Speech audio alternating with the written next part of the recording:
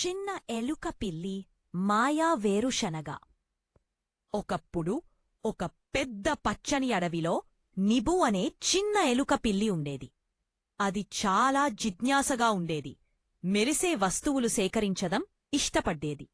ఒక ఉదయం చెట్టుమీద నుండి చెట్టుకి దూకుతూ పోతూ నిబు ఒక బంగారు వేరుశనగ కనుగొన్నాడు. అది సూర్యుడిలాగా మెరుస్తుంది. నిబు ఆనందంగా అన్నాడు, వావ్! ఈ వేరుశనగ చాలా ప్రత్యేకంగా ఉంటుంది. నేను దాన్ని దాచకోవాలి.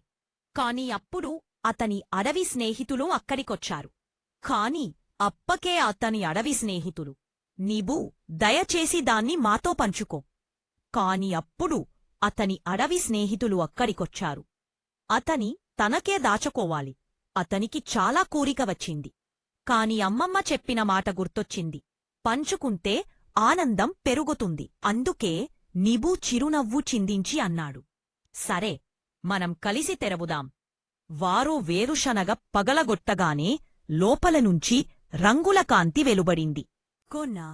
ఆ కాంతి అడవంతా వ్యాపించి చెట్లు మరింత పచ్చగా మారాయి, పండ్లు మరింత తీయగా మారాయి. పక్షి ఆనందంగా కూసింది, కుందేలు చప్పట్లు కుట్టింది. నిబ్బు ఒక గొప్ప విషయం గ్రహించాడు. నిజమైన మాయం వేరొత్తి శనగలో లేదు, అది పంచకోవడంలో ఉంది.